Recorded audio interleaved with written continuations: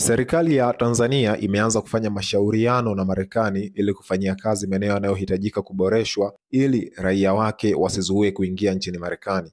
Uamuzi huo unatokana na serikali ya Marekani kutoa orodha ya baadhi ya nchi 36, baadhi yake kutoka barani Afrika ikiwemo Tanzania, ambazo raia wake wanaweza kukutana na marufuku kuingia nchini humo.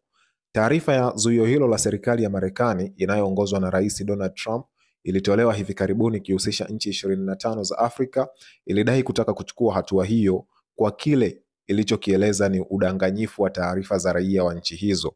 Miongoni mwa sababu zilizotajwa na serikali ya Marekani za kutakiwa kufanyiwa kazi na mataifa 36 ni pamoja na kukosa ofisi rasmi inayotoa nyaraka na utambulisho kwa raia wake na kushamiri kwa udanganyifu kwenye mchakato wa utolewaji wa nyaraka za utambulisho. Leo Jumatano, Juni 18, msemaji mkuu wa serikali ya Tanzania Gerson Msigwa ametoa taarifa kwa umma akisema imeona tangazo la serikali ya Marekani la kutaka kufanyiwa kazi kwa mambo kadhaa ya kiuhamiaji ambayo yanaweza kusababisha raia wa Tanzania kuzuiwa kuingia nchini Marekani.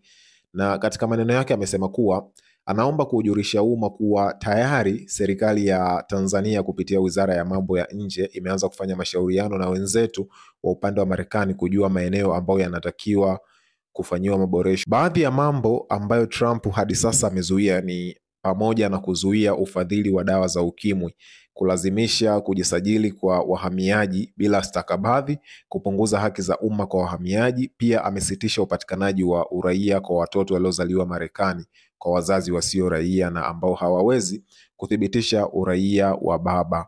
Kwa hiyo hicho ndicho ambacho kinaweza kuendelea mpaka hivi sasa, mara baada ya Trump tu kipindi kile ameweza kuingia madarakani kuja na rai yake kuwa anatamani kuona mataifa mengi sana watu wakirudi kwenye nchi zao na Marekani ikabaki kuwa na raia wake kwa wingi zaidi. Kwa hiyo hicho ndicho ambacho kinaendelea kwa sasa, na wacha tusubiri na tuone ni kitu gani ambacho serikali ya Tanzania itakifanya ili kuhakikisha kwamba inaondokana na jambo hilo.